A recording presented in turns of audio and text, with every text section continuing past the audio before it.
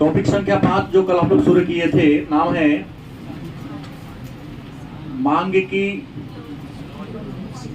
कीमत लोच। याद है ना? मांग की लोच क्या है, मांग की लोच से आप क्या समझते हैं, इन सारे बातों को हमने पढ़ा था। और मांग के लोच के प्रकार के बारे में हमने कल पढ़ा था और बताया था कि मांग की लोच के कितने प्रकार हैं। इसमें जो पहला है उसमें ना, उसका नाम है सापेक्षता लोचदार मांग। पहला कौन है? सापेक्षता लोचदार मांग। मांग के लोच के 5 प्रकार में पहला कौन है? सापेक्षता लोचदार मांग। कहता है सापेक्षता लोचदार मांग क्या है, थोड़े बढ़ जाइए तो इसका परिभाषा होगा कि जब किसी वस्तु के कीमत में थोड़ा सा परिवर्तन हो। परिवर्तन मतलब होता है बदलाव। जब किसी वस्तु के कीमत में थोड़ा सा परिवर्तन हो लेकिन उसके मांग में बहुत ज्यादा परिवर्तन हो जाए। आसान से परिभाषा लिखना है, कीमत में परिवर्तन क्या हो? थोड़ा हो, माने कम हो, और मांग में परिवर्तन क्या हो? ज्यादा हो। कीमत में बहुत थोड़ा सा बदलाव हो। नहीं कहता पेपर में देखिए कभी कभी सोना के भाव मुंह के भरे लुढ़का। कितना? तब 50,000 रुपये में 10 ग्राम है, 250 गिर गया। कितना गिर गया? वो तो बहुत ज्यादा हो गया। तो कहेगा लुढ़ा के गया, मुंह के भरे गिरा। तो लोग 250 रुपया गिर गया, लोग डिमांड करना छोड़ इधर बहुत गिरल, चल खरीद लीजिए। मतलब कीमत में थोड़ा बहुत कम परिवर्तन हो लेकिन मांग क्या हो जाए? ज्यादा परिवर्तन हो जाए, तो इसे हम क्या कहेंगे? अब इसका चित्र कैसे बनेगा? तो आपको हमने कहा चित्र बनाने के क्रम में यहाँ ऊपर वाला y एक्सिस होगा, नीचे वाला क्या होगा, और यहाँ पर क्या होगा? ओ। हमने कहा ओ y एक्सिस पर क्या दिखाएंगे? कीमत। और ओ एक्स एक्सिस पर क्या दिखाएंगे? मांग का हो तब, चाहे मात्रा का हो तब। कोई दिक्कत? क्या कहा? कीमत में थोड़ा परिवर्तन हुआ। मान लिए कीमत था पहले ओपी। कीमत क्या था? ओपी। कीमत घट भी सकता है या बढ़ भी सकता है। मान लो कीमत घटकर हो गया ओपी 1 या कीमत बढ़कर हो गया ओपी, यही ना हो सकता है कि दूसरा कुछ होगा। तो कीमत में क्या हुआ? थोड़ा बदलाव हुआ। पहले कीमत क्या था? ओपी। क्या था कीमत? ओपी। तो ओपी कीमत पर वस्तु का जो डिमांड कितना था उसका? क्यू। क्या था? क्यू डिमांड था। लेकिन कहता है कीमत घटकर क्या हो गया? ओपी 1 हो गया। तो मांग बढ़कर वो Q1। लेकिन कहता है कि अगर पहले कीमत था ओपी, हो सकता है कि ओपी 2 कीमत बढ़ गया, तो कीमत थोड़ा बढ़ गया।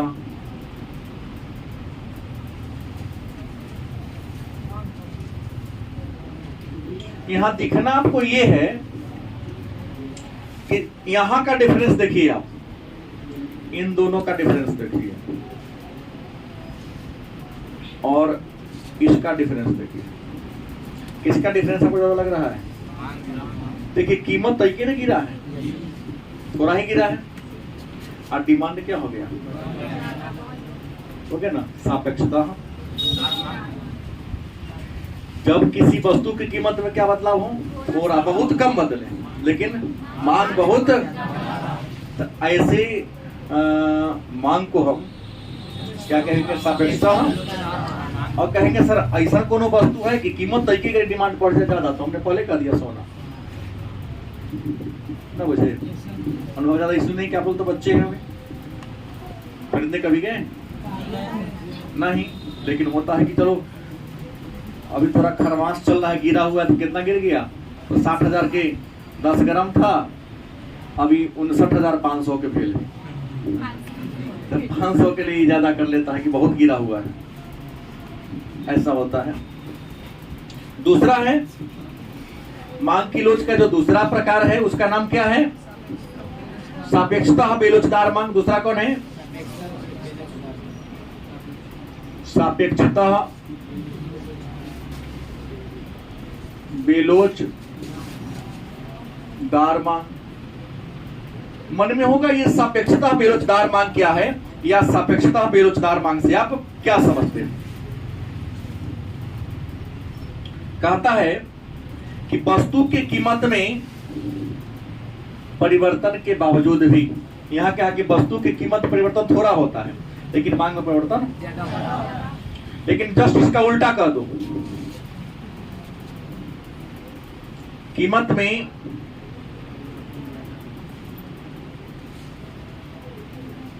परिवर्तन के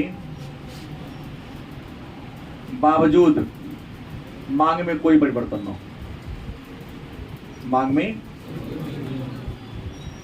परिवर्तन या बदलाव भी कर सकते हैं। कई बार होता है कीमत घट जाता है या कीमत बढ़ जाता है, लेकिन डिमांड पहले जितना आप करते थे उतना ही कर रहे हैं। बोलो कि बढ़ा देता है। आलू 5 रुपये होगा तो पहले 10 किलो खाते थे, महीना में 2 रुपये हो जाएगा तो 50 किलो खाएगा। ये सब्जी की तरह खाया जाएगा है?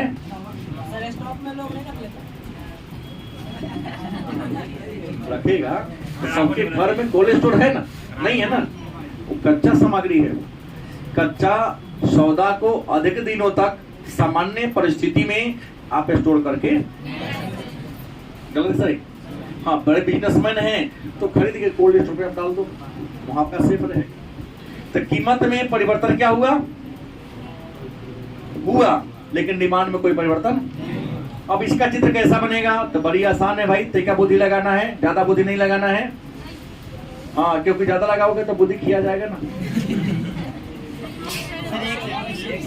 सॉरी, एक्स, तो एक्स पर हमने क्या लिखा? डिमांड कर दिया। वहां पर क्या लिखा? P for price. यहाँ डी नहीं लिखे, गलती लिखे क्वांटिटी, गलत सही? तो मान लो कि पहले वस्तु का कीमत था, यहां मान लो पी था। क्या था? ओपी था। और ओपी कीमत पर वस्तु का जो डिमांड था वो क्यू था। अब कहा था कि वस्तु का कीमत क्या हो रहा है? बढ़ जा रहा है। वस्तु का कीमत क्या हो रहा है? बढ़ जा रहा है। P1 कर दो, P है तो सीधे P1 हो जाए। तुम्हारा मन है तो P2 भी कर सकते हो, लेकिन P1 ही चलता है ठीक ठाक, कि P के बाद P1, तब ना P1 के बाद P2 होगा। तो मांग में परिवर्तन यहां तो पहले था थोड़ा ही, या नहीं हो, मतलब हो भी या इसको आप सीधा कर सकते हैं। थोड़ा दिखा दो, थोड़ा सा पीछे खिसका दो। कीमत बदल गया लेकिन मांग में बहुत कम बदलाव हुआ। इसको हम क्या कहेंगे? लेकिन यहाँ का डिफरेंस ज्यादा है। यहाँ का डिफरेंस क्या है? लेकिन यहाँ का डिफरेंस क्या है? कम है। कीमत में परिवर्तन के बावजूद भी यदि मांग में परिवर्तन ना हो या हो भी तो बहुत थोड़ा हो, तो इसे आप क्या कहोगे? सापेक्षता बेलोचदार मांग के नाम से। मांग की तीसरा जो प्रकार है उसका नाम है इकाई लोचदार मांग। तीसरा कौन है? इकाई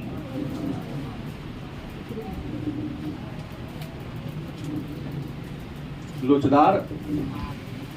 मन में होगा इकाई लोचदार मांग का मतलब क्या होगा, या इकाई लोचदार मांग से का मतलब क्या होता है? समझते क्या है? इसका तो परिभाषा बड़ा ही आसान है कि जिस अनुपात में कीमत में परिवर्तन हो रहा है उसी अनुपात में अगर डिमांडो बढ़े। नहीं समझे बात? मतलब यहां आप ये समझ ले,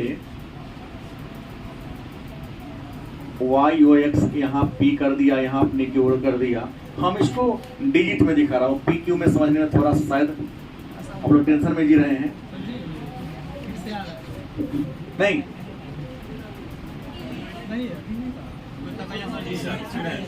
आने दीजिए, ध्यान देते रहिएगा किधर जा रहा है। हमने कहा कि PQ की अगर हम बात कर रहे थे तो मान लो कि पहले इसका कीमत था 5 रुपया। कितना था? तो 5 रुपया कीमत था, तो डिमांड था इसका 10। कीमत बढ़कर हो गया कै रुपया? 10 रुपया। माने कीमत कै गुना बढ़ गया? 2 गुना बढ़ गया। तो डिमांड भी इसका अगर 20 हो जाए, कई बार ऐसा कंडीशन आता है कि नहीं आता है कि जितना प्रतिशत या जितना गुना या जिस अनुपात में कीमत में परिवर्तन हो रहा है, यदि उसी अनुपात में मांग में परिवर्तन हो, मतलब कीमत में बदलाव इक्वल टू मांग में, गलत सही, कि जिस अनुपात में कीमत बदल रहा है एकदम सेम बराबर अनुपात में अगर आपका क्या हो रहा हो, डिमांड बदल रहा हो, तो उसे क्या कहेंगे आप? इकाई लोचदार मांग के नाम से। अब मांग का जो चौथा प्रकार है उसका नाम है, क्या नाम है चौथा का? पूर्ण बेलोचदार मांग। चौथा दिया पूर्ण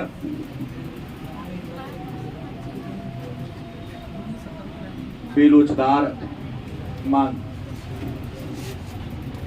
क्या है? पूर्ण बेलोचदार मांग। अब कहेंगे पूर्ण बेलोचदार मांग का मतलब क्या होता है?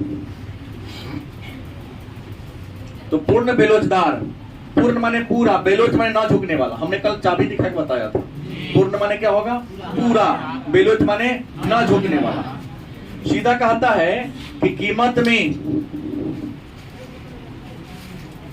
बदलाव के बाद भी मांग में कोई बदलाव ना हो। अरे कोई बदलाव का मतलब क्या होता है? परिवर्तन। कीमत में चेंजिंग हो रहा है लेकिन मांग में कोई चेंजिंग। सीधा सा कहता है, इसका चित्र आप कैसे बनाओगे? तो YOX। मान लिया कि इसका जो प्रारंभिक कीमत था P, क्या था? चाहे P1 कर दो, बाद में कीमत बढ़ के क्या हो गया? P2। सीधा जा रहा है, दोनों बराबरी बिंदु पर हैं, लेकिन मांग भी पहले यही था और दूसरा मांग भी P1 में डिमांड Q था, अब P2 में डिमांड क्या हो गया? Q1 हो गया। मतलब इससे ऊपर रेखा जा रहा है? नहीं जा रहा है। इसकी रेखा ऐसे ना जा करके उल्टा हमने बता दिया। मतलब कीमत कहता है कि पहले P1 था और बाद में कीमत बढ़कर क्या हो गया? P2 हो गया। तो मांग का सीधा रेखा जाता है। P1 में यहाँ था और P2 ऊपर ले लीजिए ना, P2 यहाँ ले लीजिए, तो यहाँ डिमांड कोई आगे पीछे क्यों करके हुए रहे। कीमत चाहे P1 हो चाहे P2 हो। P1 कहने के लिए हम आपको समझाने के लिए बता सकता हूँ 5, आप P2 मतलब कर सकता हूँ 10। चाहे हम यहाँ घटा के इसको हम 2 कर दो, लेकिन डिमांड जो है हमेशा 10 का 10 ही रहेगा। तो ऐसे लोच को हम क्या कहेंगे? पूर्ण बेलोचदार मांग। और इसी पूर्ण बेलोचदार मांग में आता है आपका नमक, जीवन के लिए अनिवार्य वस्तु। नहीं, नमक अभी 28 रुपए केजी है, हाँ टाटा का।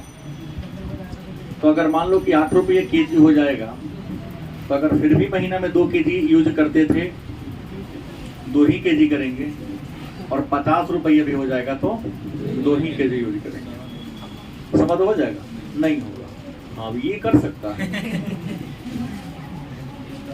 नहीं स्टॉप कर देगा, नहीं करेगा, नहीं करेगा। और अंतिम है पूर्ण लोचदार मांग। 5वां क्या है?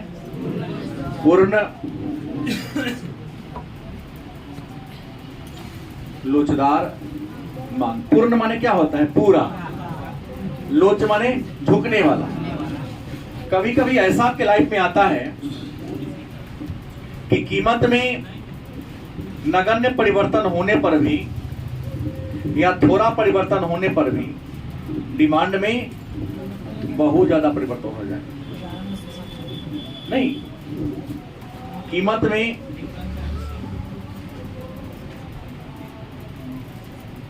थोड़ा परिवर्तन हुआ लेकिन मांग में क्या हो जाए? ज्यादा परिवर्तन।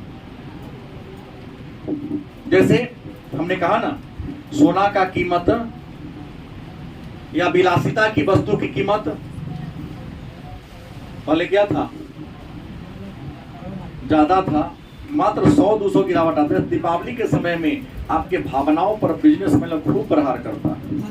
धनतेरस के नाम पर सीधे कहा कि धनतेरस के नाम पर इतना का छूट, 50% ऑफ।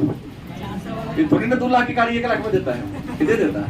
नहीं देता है, देगा 10। सेल को बढ़ाने के लिए क्या करता है? कुछ % ऑफ की बात करता है। तो जो ऑफ करेगा ना, तो एमआरपी 2 प्रकार का होता है। एमआरपी मैक्सिमम रिटेल प्राइस और एमआरपी का मतलब होता है मिनिमम रिटेल प्राइस। तो कोई भी कंपनी अपने वस्तु पर अधिकतम मूल्य तय कर देती नहीं है, तो क्या करेगा? जो अधिकतम वाला पर 50-20% आपको लूज कर देगा और न्यूनतम वाला पर 2% करेगा। तो दीवा पर दाम नहीं करा देगा, तो ये पर देखे ना आपको 20% घटा देगा, ला के आपको उतने में देगा। बादों में खरीदने जाइएगा ना, तब 500 का डिफरेंस पड़ता है, ज्यादा का डिफरेंस हमने फिल के नहीं पड़ता है। 500-600 का डिफरेंस पड़ेगा, हो गया। बात हमारी समझ में आ रही? कई बार फिल किए हैं। नहीं तो कहेगा ये खरीदिए, गाड़ी खरीदिए तो आपको हेलमेट फ्री मिल जाएगा, डिक्की फ्री मिल जाएगा, है? चाबी फ्री देता है? नहीं, गाड़ी खरीदने पर चाबी हमेशा फ्री देता है। इसको 2 को चाबी दिया था, नहीं ऐसे 1 ही को देता है, 2 को देता है। राकेश को 3 को 1 दे दिया, पता था किसी और कटा ले चल दिया था। तो मांग के लोच के कितने प्रकार हैं? ये 5 प्रकार हैं। अब लास्ट टॉपिक मेरे पास इसका आता है कि मांग के लोच को मापने की विधियां। देखिए, लास्ट प्रश्न है इस पाठ का, मांग के लोच को क्या करने की? मापने की विधियां, मतलब तरीका। विधि का मतलब क्या होता है? मतलब मांग के लोच को कितने तरीका से आप माप सकते हो। तो मांग के लोच को मापने का 3 गो तरीका है। मांग के लोच को मापने के कितने तरीके हैं? 3 तरीका है। पहला है प्रतिशत विधि। क्या है? इसी को हम अनुपातिक विधि भी कहते हैं। दूसरा कहता है ज्यामिति विधि। इसी का नाम क्या है? बिंदु विधि। और तीसरा का नाम है कुल व्यय रीति। कुल व्यय रीति, रीति माने क्या होता है? विधि होता है। अब कहता है कि मांग के लोच को मापने की जो प्रतिशत विधि है, इसके द्वारा मांग के लोच को आप कैसे मापेंगे? तो सबसे पहला तो बता दें कि मांग के लोच को मापने के प्रतिशत विधि का विकास प्रोफेसर फ्लक्स ने किया था। किसने किया था? प्रोफेसर फ्लक्स नामक विद्वान ने मांग के लोच को मापने की प्रतिशत विधि का या अनुपातिक विधि की खोज किया था। इसी का प्रश्न हम कल बताए थे आपको। इसका सूत्र है, सूत्र इसका कैसे बनाएंगे? गणित होगा तो इसका सूत्र होगा मांग में ना होगा, मांग में प्रतिशत परिवर्तन बटा कीमत में प्रतिशत परिवर्तन। गलत सही? मांग में प्रतिशत परिवर्तन बटा कीमत में क्या होगा, प्रतिशत परिवर्तन। जैसे कल के क्लास में हमने कहा था कि मान लो एक वस्तु की कीमत, पीछे प्रश्न दिया ही होगा, हाँ, कहता है किसी वस्तु की कीमत, कहता है कीमत में गिरावट कितना आई, 15% गिरावट आ गई। इन्हें कहता है 15% गिरावट आ गई, तो उसकी मांग 1000 से बढ़कर कितनी हो जाती है, मांग कितना 1000 था, बढ़कर कितना हो गया, 1200 हो गया। तो मांग की लोच निकालना है, क्या निकालना है, मांग की लोच निकालना है। तो क्या कहा, इसमें एक चीज नहीं दिया हुआ है, दूसरा चीज दिया हुआ है। इसमें कीमत में गिरावट कहता है, किसमें गिरावट कहता है, कीमत में गिरावट की बात करता है। तो कीमत में गिरावट कितना आया हुआ है, नहीं, तो प्रारंभिक कीमत मान लो, अगर मान लो प्रारंभिक कीमत 100 रुपया था, तो जो नया वाला कीमत इसे 1500 का 15 बटा 100, 100 माइनस 100 का ही ना होगा, 2 जीरो से, तो 100 में से 15 घटेगा तो कितना होगा, 85 हो जाएगा। इन्हें कहना चाह रहा है कि मान लो 85 रुपया, 100 रुपया कीमत था, तो डिमांड कितना था, 1000 वस्तु का, लेकिन कीमत में कितना गिरावट आ गया, 15%, माने कितना हो गया, 85। हमने कहा एक्स नहीं बना, हमको समझाने के लिए कर दिया, तो डिमांड क्या हो गया। तो आपको निकालना क्या है, मांग की लोच। तो पहले मांग में प्रतिशत हमको निकालना पड़ेगा, क्या निकालना पड़ेगा, मांग में प्रतिशत परिवर्तन निकालना होगा। तो मांग में प्रतिशत परिवर्तन क्या है, 1200 माइनस कल बताए थे 1000, अब बटा कितना होगा, क्योंकि पहले वाला क्या था, 1000 था ना, सॉरी 1000, गलत कि सही, 1200 प्रतिशत निकालना है, तो यहाँ 100 से गुना भी आपको करना पड़ेगा, ये छोड़ दीजिएगा, ये केवल ऊपर वाला हुआ। क्या हुआ, कीमत में प्रतिशत परिवर्तन सब जानिए रहा है, 15 बटा 100, ये बोल रहे कीमत में प्रतिशत परिवर्तन कितना है, यही ना है कि दूसरा कुछ है, देख लो, सही लिखा हूं, जब सही लिख लिया तो आंसर बन जाएगा। प्रश्न तो सजाना ही ना महत्वपूर्ण है, अगर आपने स्टेप सही ले लिया तब बनाने में कोई प्रकार की परेशानी।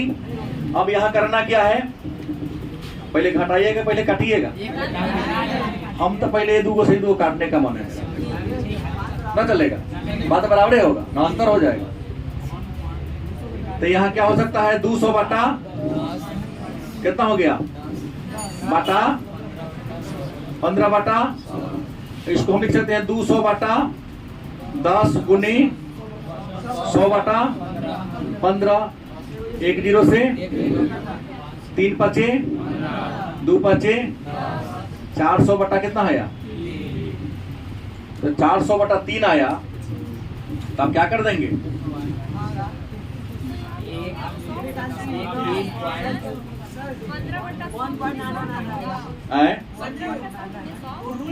अच्छा जी, यहाँ रूल यहाँ 100 नहीं किया हूं मैं, यही गड़बड़ा गया, नहीं हमको यहाँ 100 लाना पड़ेगा, ये मैंने छोड़ दिया था, नहीं और सब सही है, हमने यहाँ 100 नहीं लिखा है, यही मैं गलती कर दी। पहले हम इसी को निकाल लेते हैं, बाद वाला दूसरा को निकाल लेंगे। क्या है, ऊपरी लिखता हूँ, मैंने ये कहा कि इसको पहले सीधा कर लीजिए, 2 जीरो से 2 जीरो यहाँ कटेंगे, कोई दिक्कत है, तो यहाँ कितना हो जाएगा, 200 बटा कितना बच जाएगा, तो मांग में प्रतिशत परिवर्तन कितना हो गया, देख लो ना, क्योंकि 1000 में था तो ये हो गया 20%, ऐसी दिया जा रहा है। अब कीमत में परिवर्तन कितना आ रहा है, 15, तो यहाँ सीधा है कि 20 बटा 15, सीधा निकल गया, चूंकि हमको निकालना ही नहीं था, जबरदस्ती लिख दिए थे। काट के देखता हूँ 4/3 हो रहा है कि नहीं हो रहा है, अब 4 पचे 20, 3 पचे 4 बटा कितना हुआ, तोड़ो इसको, 3 इकाई 3 बच गया 1, तो 3 तिहाई 3.33 आएगा, आंसर हो गया ना, चलेगा। समझ गए? तो प्रतिशत विधि में आप इस तरीका से प्रश्न को क्या कर सकते हैं, गिरावट। तो यहाँ -2 ना, चूंकि यहाँ ये है तो 1200 है ना, यहाँ माइनस प्लस बाद में देखिएगा, तरीका ठीक है नहीं? कहाँ माइनस होगा? नहीं रहेगा, यहाँ माइनस में ही आंसर आएगा नंदन जी। हाँ, -1200 -1200 माइनस में होगा, जो गिरावट है यहाँ पर। ये बात जान लिए। तो दूसरा तरीका है ज्यामिति विधि। कौन है? ज्यामिति विधि क्या है? तो ज्यामिति विधि कहता है कि किसी वस्तु के मान की लोच की मापने की जो ज्यामिति विधि या बिंदु रेखी विधि है, यह विधि कहता है कि रेखा चित्र की सहायता से किसी वस्तु पर वक्र रेखा खींचकर आप कीमत में बदलाव को दर्शा सकते हैं। जैसे अगर कीमत को दर्शाने के लिए सीधा कहता है कि आप रेखा चित्र की सहायता से भी कीमत को, दंड आरेख जो कहता है, या पाई चार्ट के माध्यम से इसको आप चेंज कर सकते हैं। जैसे मैंने पहले कहा इसको y, इसको कहा x, इसको क्या माना। और एक बात हमेशा बताया गया है कि जो लंबवत रेखा होती है उस पर हमेशा कीमत को दर्शाया जाता है, और जो क्षैतिज रेखा होती है वहां पर मांग चाहे मात्रा को दिखाया जाता है। गलत कि सही? और हमने कहा कि यहाँ पर एक रेखा खींचेंगे, इसका नाम हो सकता है ए, बी हो सकता है। ए बी दिखा रहा है, इसको हम मिलाएंगे तो मांग का नियम कहता है ऊपर कीमत है तो डिमांड कम है, कीमत घट रहा है तो डिमांड बढ़ रहा है, और कीमत घटा तो और डिमांड क्या हो गया? ये ऊंची कीमत की ओर जा रहा है और अधिक मांग की ओर जा रहा है। कीमत देख लीजिए कि अगर गिर रहा है, जैसे मान लिया 5, 10, 15, क्या यहाँ 5, 10, यहाँ तो देखिए कि कीमत 5 है तो डिमांड कितना है? कीमत 10 हो गया तो डिमांड कितना हो गया? माने कीमत अगर नीचे से ऊपर की ओर जा रहा है, नीचे से ऊपर जा रहा है तो डिमांड 15 से 5 की ओर आ रहा है, लेकिन कीमत अगर 15 से 5 की ओर आ रहा है तो डिमांड 5 से 15 की ओर आ रहा है। तो इसी को मिलाने के लिए कितना % गिरावट आ रहा है, तो इसको स्पर्श रेखा से खींच देना है। आपको क्या करना है? स्पर्श रेखा से। कौन रेखा बता देना है? स्पर्श। कितना %? तो प्रश्न हमने पूछ देगा 20% आया तो कहाँ गिराओगे, 30% आया तो कितना गिराओगे। इन दोनों के यहाँ से यहाँ ले क्या कर दो, 100 मान लो। इन दोनों को क्या मान लो, यहाँ के यहाँ की दूरी 100 मान लो। अब 100 मानना है तो 20% गिरावट आया तो यहाँ पर 100 होगा, यहाँ तो 0 होगा तो यहाँ 100 होगा, इसे 20% यहाँ झुका देना है। 30% अगर माइनस में आ रहा तो यहाँ पर लाना है। दूरी को स्केल से माप कर आपको कट कर देना, ऐसे होगा। और अंत में क्या है? कुल व्यय रीति। कुल व्यय मतलब क्या हो गया? कुल खर्चा। कुल व्यय कहता है कि कीमत कितनों घटे चाहे बढ़े, लेकिन उस वस्तु पर हम जितना पहले खर्चा करते थे उतना ही खर्चा करेंगे। जैसे हमने यहाँ पर लिया आलू, क्या लिया? और यहाँ पर आपका क्या है? मांग है। कुल खर्च या कुल व्यय। तो आलू अगर कीमत हो जा रहा है 10 रुपया, कितना है? एक महीना में आप खर्च करते थे 200 रुपया। कैसे रुपया? 200 रुपया कीमत हो 10 रुपया, तो 20 किलो ना हो गया? क्या किलो हो गया? मात्रा कितना आपने लिया? 20 केजी, तो ना 27 तो 100 होगा।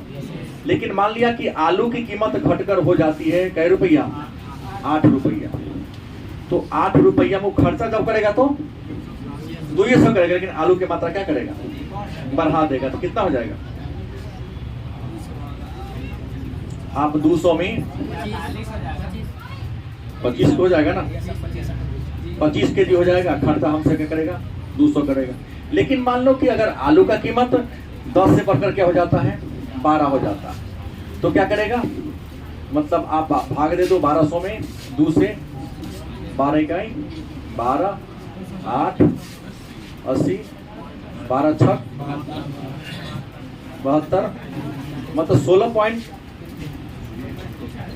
6 चलेगा, जी 6 चलेगा, लेकिन खर्चा कितना होगा?